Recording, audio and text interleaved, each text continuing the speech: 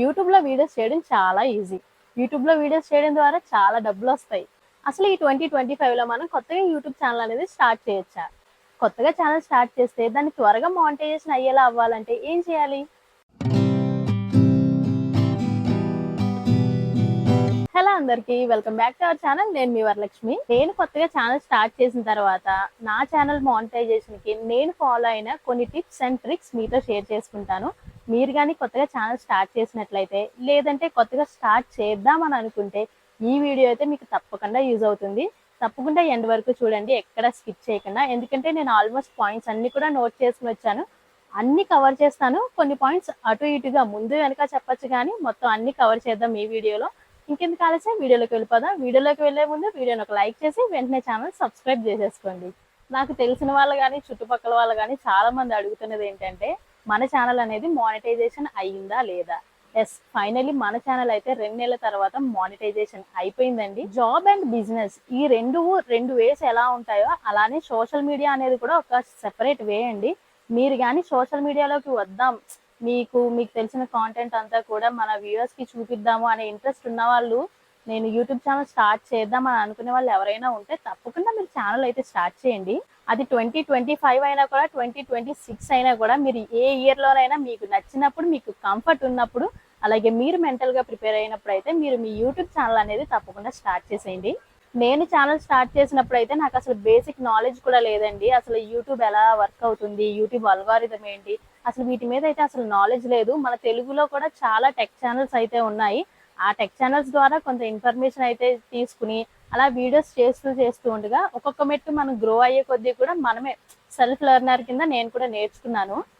మనం ఒక unknown face అండి. మనం కొత్తగా ఛానల్ స్టార్ట్ చేద్దాం అని అనుకున్నప్పుడు మనం బయట పబ్లిక్ ఎవరికి తెలియదు. ఒక అన్నోన్ ఫేస్ని కొత్తగా ఛానల్ పెట్టిన తర్వాత పబ్లిక్ యాక్సెప్ట్ చేయాలి అంటే it will take some time. నేనైతే మార్చ్ 2024లో ఛానల్ అయితే స్టార్ట్ చేశాను. నేను అంత కంటిన్యూగా లేను, కొన్నాళ్ళు అయితే గ్యాప్ తీసుకున్నాను. మళ్ళీ ఆగస్ట్లో స్టార్ట్ చేశాను. ఇంకా ఆగస్ట్ నుంచి ఓకే, కొంచెం యూట్యూబ్ని సీరియస్గా తీసుకుని కంటిన్యూగా వీడియోస్ చేయడం మొదలు పెడతాను. మనకు ఎంతవరకు గ్రోత్ ఉంటుంది అని నన్ను నేను టెస్ట్ చేసుకోవడానికి అయితే నేను ఇంకా ఆగస్ట్ నుంచి కంటిన్యూగా వీడియోస్ చేయడం అయితే మొదలు పెట్టాను. మెయిన్గా మనం యూట్యూబ్లో ఒక సక్సెస్ మెట్టి ఎక్కాలి అని అంటే కొన్ని టిప్స్ ఉంటాయండి. మెయిన్ వీటిల్లో ఏంటంటే కంటిన్యూటీ ఉండాలి, అలాగే కాంటెంట్ ఉండాలి, అలాగే ఇంకా మనల్ని మనం మెంటల్గా ప్రిపేర్ చేసుకుని ఉండాలి. ఎందుకంటే యూట్యూబ్ అనేసరికి మొత్తం పాజిటివిటీనే ఎక్స్పెక్ట్ చేయకూడదు, నెగిటివిటీ కూడా ఉంటుంది. దానికి కూడా మనం మెంటల్గా రెడీ అయిన తర్వాత మాత్రమే యూట్యూబ్లోకి దిగాలి.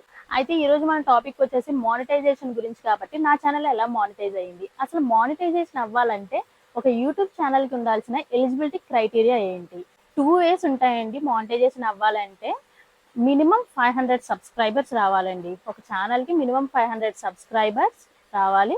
అలానే 3000 watch hours for long videos. దానికి వ్యాలిడిటీ వచ్చేసి 365 రోజులు, అంటే 1 year వ్యాలిడిటీ ఉంటుంది. అలా కాకుండా ఈ 500 సబ్స్క్రైబర్స్తో పాటు షార్ట్స్కి అయితే మాత్రం 3 million వ్యూస్ అయితే రావాలి. 3 million వ్యూస్, అది కూడా ఏంటంటే 90 days లోపు మన షార్ట్స్కి అనేది 3 million వ్యూస్ అయితే రావాలి. చాలా మంది టెక్ ఛానల్స్లో కానీ వేరే వేరే యూట్యూబర్స్ కూడా చెప్పింది నేనేమి విన్నానంటే, షార్ట్స్ ద్వారా మానిటైజేషన్ చేయడం అనేది అయితే చాలా కష్టం అని. అయితే నేనేమనుకున్నానంటే, నాకు లాంగ్ వీడియోస్ చేయడానికి అంత టైం కుదిరేది కాదు. సో దట్ నేనేమనుకున్నానంటే, కష్టమైనా పర్లేదు, కొంచెం లేట్ అయినా పర్వాలేదు, మనం షార్ట్ వీడియోస్ ద్వారానే మానిటైజేషన్కి ఎలిజిబిలిటీ క్రైటీరియా తెచ్చుకుందాం అనే ఉద్దేశంతో నేను షార్ట్స్ అయితే చేయడం స్టార్ట్ చేశాను. ఈ రెండింటిలో మీకు ఏదో ఒక ఎలిజిబిలిటీ వచ్చింది అనుకోండి, మీ ఛానల్ అయితే మానిటైజేషన్ అవుతుంది. ఫుల్ మానిటైజేషన్ అంటే మన ఛానల్లో పెట్టిన వీడియోస్కి రెవెన్యూ జనరేట్ అవుతుందా అంటే లేదు. ఇది కేవలం మినీ మానిటైజేషన్. యూట్యూబ్లో వచ్చే కొత్త కాంటెంట్ క్రియేటర్స్ని సపోర్ట్ చేయడానికి యూట్యూబ్ అనేది తీసుకొచ్చిన ఒక మినీ మానిటైజేషన్ అనమాట. దీని ద్వారా మీకు ఏంటంటే షాపింగ్ అనే ఒక ఫీచర్ వస్తుంది, ఇంకొకటి మెంబర్షిప్ అనే ఫీచర్ ఒకటి వస్తుంది. ఓకే, ఇవి కాకుండా మనకి కావాల్సింది ఏంటంటే మెయిన్ రెవెన్యూ వచ్చే మెయిన్ మానిటైజేషన్. కాబట్టి దానికి ఎలిజిబిలిటీ ఏంటంటే మినిమం 1000 సబ్స్క్రైబర్స్ మన ఛానల్కి అయితే ఉండాలండి. దీనితో పాటుగా 4000 watch hours for long videos, దానికి కూడా 365 days వ్యాలిడిటీ ఉంటుంది. లేదు అంటే ఈ 1000 సబ్స్క్రైబర్స్తో పాటు మనకి 10 million షార్ట్ వ్యూస్, అది కూడా 90 రోజుల్లో, ఆఖరి 90 రోజుల్లో కూడా 10 million షార్ట్ వ్యూస్ మన ఛానల్లో ఉన్న షార్ట్స్కి వచ్చిందంటే మన ఛానల్ అనేది మానిటైజేషన్కి ఎలిజిబుల్ అవుతుంది. నా ఛానల్ మినీ మానిటైజేషన్ అనేది ఫిబ్రవరిలోనే అయిపోయిందండి. 3 మిలియన్ వ్యూస్ వచ్చాయి. అయితే దగ్గర వరకు రావడం 10 మిలియన్ వరకు, మళ్ళీ 90 డేస్ వ్యాలిడిటీ అయిపోవడంతో మళ్ళీ ఆ ఫస్ట్ డే ఉన్న వ్యూస్ ఏవైతే ఉంటాయో అవి తగ్గిపోతాయి కాబట్టి మళ్ళీ వ్యూస్ తెచ్చుకోవాల్సి రావడం. ఇలా దీనివల్ల ఏంటంటే ఏదైనా ఒక వీడియో మంచిగా క్లిక్ అయింది అనుకోండి, మనకి వెంటనే 10 మిలియన్ వ్యూస్ అయితే వస్తుంటాయి. ఏదైనా ఒక గట్టిగా ఒక 1 మిలియన్ 2 మిలియన్ వ్యూస్ వచ్చే షార్ట్స్ అలా క్లిక్ అయినాయి అనుకోండి, 10 మిలియన్ వ్యూస్ రావడం నా దృష్టిలో ఈజీ అనే అనుకుంటున్నాను. దట్టు ఏంటంటే మంచి కంటెంట్ ఉన్న వీడియోస్ అయితే మాత్రమే అన్నన్ని వ్యూస్ వస్తాయండి. అలా మొత్తానికి మన ఛానల్కి అయితే లాస్ట్ ఏప్రిల్లో 10 మిలియన్ షార్ట్ వ్యూస్ వచ్చినాయి. అలాగే సబ్స్క్రైబర్స్ కూడా చాలా మందే ఉన్నారు కాబట్టి ఫైనల్ మానిటైజేషన్ అయితే అయ్యింది.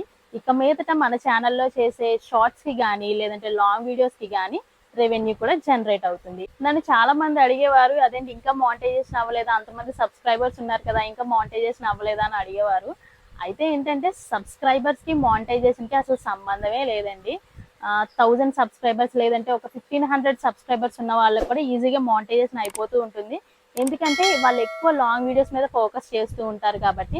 నేనేంటంటే నాకు టైం కుదరక సరిపోక నేను ఓన్లీ షార్ట్స్ మీద కాన్సన్ట్రేషన్ ఎక్కువగా చేశాను. లాంగ్ వీడియోస్ మన ఛానల్లో తక్కువగానే ఉంటాయి. మీరు కొత్తగా ఛానల్ స్టార్ట్ చేసినా చేద్దాం అనుకుంటున్నా కూడా మీ దగ్గర లాంగ్ వీడియోస్కి చేయగలిగే కంటెంట్ ఉంటే మాత్రం తప్పకుండా లాంగ్ వీడియోసే చేయండి. షార్ట్స్ కూడా చేయండి. షార్ట్స్ ఏంటంటే ఎంతసేపు మనం మన వ్యూవర్స్తో కానీ సబ్స్క్రైబర్స్తో కానీ లేదంటే కొత్త వ్యూవర్స్తో కానీ కనెక్ట్ అవ్వడానికి షార్ట్స్ బాగా హెల్ప్ చేస్తాయండి. షార్ట్స్ ద్వారానే మనకి ఎక్కువ సబ్స్క్రైబర్స్ అయితే వస్తారు. లాంగ్ వీడియోస్ ద్వారా వచ్చే సబ్స్క్రిప్షన్స్ అనేది చాలా మినిమల్గా ఉంటుంది. అందుకే స్టార్టింగ్ స్టేజ్లో నేనేంటంటే ముందు మనకంటూ కొంతమంది సబ్స్క్రైబర్స్ వచ్చి మనకంటూ సెల్ఫ్ కాన్ఫిడెన్స్ రావాలి, మనం స్టేబుల్ అవ్వాలి అంటే ఆ సబ్స్క్రైబర్స్ ఆ నెంబర్ ఏదైతే ఉంటుందో అది మనలో కొంచెం బూస్ట్ ఇస్తుంది. కాబట్టి నేనైతే షార్ట్స్ మీద కూడా ఎక్కువగా కాన్సన్ట్రేట్ చేశాను. అనుకున్నట్టుగానే ఇప్పుడు మన ఛానల్లో అయితే 30,000 అంటే 30,000 సబ్స్క్రైబర్లకి పైనే ఉన్నారు. ఇది నేనైతే ఒక సక్సెస్, అందులోని మానిటైజేషన్ కూడా అయిపోయింది కాబట్టి నేను యూట్యూబ్లో ఒక సక్సెస్ మెట్ ఎక్కానని అనుకుంటున్నాను. ఇంకొకటి, మీరు ఛానల్ స్టార్ట్ చేసిన తర్వాత వీడియోస్ అప్లోడ్ చేసేటప్పుడు ఏ టైంలో పడితే ఆ టైంలో అప్లోడ్ చేయకండి. మీ వ్యూవర్స్ ఏ టైంలో యూట్యూబ్లో యాక్టివ్గా ఉన్నారు ఏంటి అనేది మనకి వైటీ స్టూడియోలో చూపిస్తుందండి. దాని ప్రకారం చేయొచ్చు. లేదు అంటే ఒక టైం ఫిక్స్ చేసుకోండి. మీరే ఒక టైం ఫిక్స్ చేసుకుని మీరు ఎప్పుడు వీడియో అప్లోడ్ చేసినా కూడా ఆ టైంకి మాత్రమే అప్లోడ్ చేయండి. ఎందుకంటే ఈరోజు నేను పొద్దున్న 10ంటికి అప్లోడ్ చేసి రేపేమో సాయంత్రం 4ంటికి అప్లోడ్ చేస్తాను, ఇలా వద్దు. మీరు కంటిన్యూగా వీడియోస్ చేయకపోయినా ఈ రోజు వీడియో చేశారు, రేపు గ్యాప్ తీసుకుని ఎల్లుండి ఇంకోటి పోస్ట్ చేస్తారు, లేదంటే వారం తర్వాత ఇంకోటి పోస్ట్ చేసినా కూడా ఈ రోజు 10ంటికి పోస్ట్ చేశారంటే మీరు వారం తర్వాత కూడా 10 గంటలకే పోస్ట్ చేయండి. ఎందుకంటే యూట్యూబ్ అల్గారిథం అనేది మీ ఛానల్కి ఒక టైం స్లాట్ క్రియేట్ అవుతుంది. మీరు కంటిన్యూగా పెడుతుంటే ఓకే ఈ టైంలో పలానా వాళ్ళ వీడియో వస్తుంది, మనం ఆ టైంకి ఆ వీడియోని పుష్ చేయాలి, ఎక్కువ మంది సబ్స్క్రైబర్కి పుష్ చేస్తుంది. దాని ద్వారా ఏంటంటే మనకి వైడ్ రేంజ్ ఆఫ్ ఆడియన్స్ వరకు మన ఛానల్ అనేది రీచ్ అవుతుంది అనమాట. ఇంకొకటి, కొత్తగా ఛానల్ స్టార్ట్ చేయాలనుకునే వాళ్ళు అయితే మాత్రం వాళ్ళు ఏదో అనుకుంటారు, వీళ్ళు ఏదో అనుకుంటారు, నా ఫ్రెండ్స్ ఏదో అనుకుంటారు, రిలేటివ్స్ ఏదో అనుకుంటారు, వీటన్నింటినీ అసలు తీసి పక్కన పెట్టేయండి. ఎవరు ఏదనుకున్నా మీకు అనవసరం. ఎందుకంటే మీ పని మీరు చేసుకుంటూ పోతే మీకంటూ ఒక సక్సెస్ మార్క్ అనేది క్రియేట్ అయినప్పుడు వాళ్ళందరూ కూడా ఎవరు మాట్లాడరు, వాళ్ళే మిమ్మల్ని మెచ్చుకుంటారు. కాబట్టి ఎవరేమనుకున్నా డోంట్ మైండ్, మీ పని మీరు చేసుకుంటూ వెళ్ళిపోండి. మెయిన్ మన ఛానల్లో పెట్టిన వీడియో ఒక వ్యూయర్ క్లిక్ చేసి చూడాలి అని అంటే ఒక లాంగ్ వీడియోస్కి అయితే మాత్రం థంబ్నెయిల్ అనేది చాలా ఇంపార్టెంట్ అండి. అలాగే మనం తీసే వీడియో యొక్క క్వాలిటీ బాగోకపోతే మనమే ఏ వీడియో కూడా చూడం కదా, కొంచెం బ్లర్గా ఉంది, ఇలాంటి వీడియోస్ మనం కూడా చూడడానికి ఇష్టపడం. కాబట్టి క్వాలిటీ కొంచెం మంచి కెమెరా క్వాలిటీ ఉన్న ఫోన్ ఏదైనా తీసుకుని మీరు ఛానల్ స్టార్ట్ చేస్తే బాగుంటుంది అనేది నా ఉద్దేశం. యూట్యూబ్కి కొన్ని గైడ్లైన్సెస్ ఉంటాయండి. ఆ గైడ్లైన్సెస్ని ఫాలో అవుతూ మనం అలాంటి కంటెంట్ని మాత్రమే యూట్యూబ్లో పెట్టుకుంటే బాగుంటుంది. ఫర్ ఎగ్జాంపుల్ ఏంటంటే మనం లాంగ్ వీడియోస్కి మూవీ సాంగ్స్ కానీ ఇలాంటివి యాడ్ చేస్తే ఖచ్చితంగా కాపీరైట్స్ అనేవి వస్తాయి. మ్యాక్సిమం మీరు మీ వాయిస్ ఓవర్తోనే లేదంటే ఏదైనా ఎఫోర్డబుల్ రేంజ్లో మైక్ తీసుకుని ఇలాంటి మన వాయిస్తోనే వీడియోస్ అప్లోడ్ చేస్తే బాగుంటుంది అనేది నా ఉద్దేశం.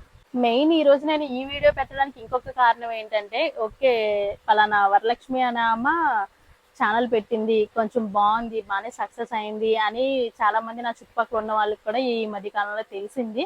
సో దట్ ఏంటంటే ఆల్రెడీ ఇంట్రెస్ట్ ఉండి స్టార్ట్ చేయలేని వాళ్ళందరూ కూడా ఏంటంటే నా దగ్గరికి వచ్చి అడుగుతున్నారు, ఎలా స్టార్ట్ చేయాలి, చేస్తే బాగానే ఉంటుందా, ఇలా చాలా మంది నన్ను అడుగుతున్నారు.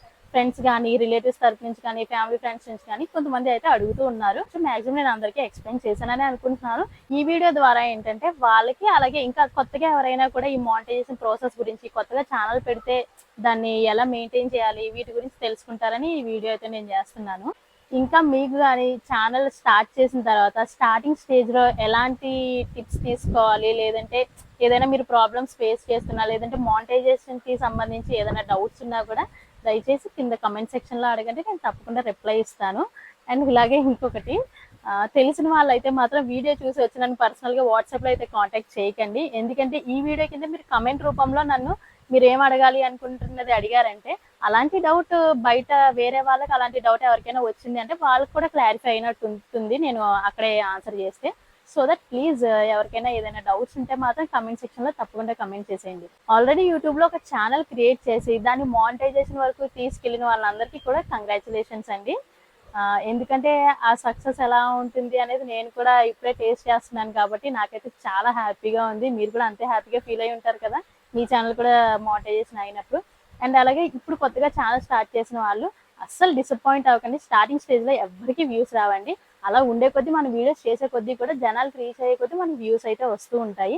మీరైతే అస్సలు డిసప్పాయింట్ అవ్వదు. మీకైతే ఆల్ ది బెస్ట్. అదండి ఇవాళ మన వీడియో. నేనైతే మన మానిటైజేషన్ చాలా మంది అడుగుతున్నారు, అవ్వలేదు ఏంటి అని. వాళ్ళందరికీ కూడా చెప్దాము, ఈ వీడియో ద్వారా చెప్దాము, అలాగే కొత్త వాళ్ళని కూడా కనెక్ట్ అయినట్టు ఉంటుంది అని ఈ వీడియో అయితే చేస్తున్నాను. మీకు కానీ ఈ వీడియో నచ్చితే లైక్ చేయండి, షేర్ చేయండి, అలాగే వెంటనే మన ఛానల్ సబ్స్క్రైబ్ చేసేసుకోండి. మళ్ళీ నెక్స్ట్ వీడియోలో మిమ్మల్ని అందరినీ పలకరిస్తాను. అంతవరకు take care and by by.